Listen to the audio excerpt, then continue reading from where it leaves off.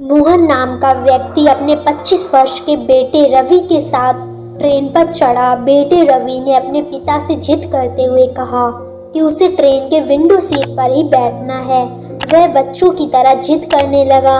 जो व्यक्ति window seat पर बैठा था उसने रवि की हरकतें देखी और मोहन से बोला, भाई साहब, आपका बेटा इतनी जिद कर रहा है तो आप इसे मेरी जगह पर बैठा दीजिए। इतनी जिद के बाद रवि को विंडो सीट मिल ही गई। अब वह खिड़की के बाहर देखते हुए आनंद ले रहा था। उस बोगी में बहुत सारे लोग बैठे हुए थे। रवि के ठीक सामने एक औरत भी थी जो रवि को बड़े ध्यान से देखे जा रही थी, क्योंकि रवि अजीब अजीब हरकतें कर रहा था। जैसे ट्रेन चलती तब रवि अपने पिता से जोर से चिल्लाते हुए कहता, पिताजी देखिए, ये तो पेड़ चल रहे हैं, यहाँ तो बड़ी बड़ी बिल्डिंगें भी चल रही हैं। महिला ने सोचा कि रवि की मानसिक स्थिति ठीक नहीं है, लेकिन वह उसके पिता से इस बारे में कैसे बात करती। उसे एक सही मौके का इंतजार था कि किसी तरह वह रवि की मानसिक स्थिति के बारे में मोहन से बात कर सके। तभी जब एक बार ट्रेन स्टेशन पर रुकी, उस औरत ने टिफिन का डिब्बा निकाला और रवि और मोहन को कुछ मिठाइयाँ ऑफर की।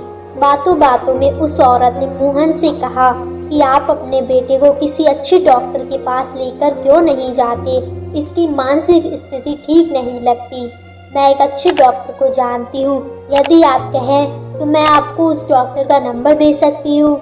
मोहन थोड़ा मुस्कुराया और उस औरत की तरफ देखते हुए बोला, मैडम, मैं अपने बच्चे को अभी डॉक्टर के पास से ही लेकर आ रहा हूँ। यह बचपन से ही अंधा था। 25 सालों में इसने कुछ भी नहीं देखा। आज इसे नई आंखें मिली हैं। ये दुनिया इसके लिए एकदम नई है, इसीलिए ये सब कुछ अपनी नजरों के सामने नया पाकर अजीब अजीब बातें कर रहा है। महिला मोहन की बातें सुनकर पछताने लगी। दोस्तों, कई बार हम बिना किसी के बारे में जाने कुछ भी जज करने लगते हैं, बिना कुछ जाने किसी के बारे में कुछ भी कमेंट कर देते हैं। दोस्तों, इस कहानी से हमें ये सीख मिलती है कि हमें कभी भी किसी को जज नहीं करना चाहिए। किसी व्यक्ति के बारे में पूरी जानकारी के अभाव में कुछ भी गलत कमेंट आपकी सबसे बड़ी गलती साबित हो सकती है।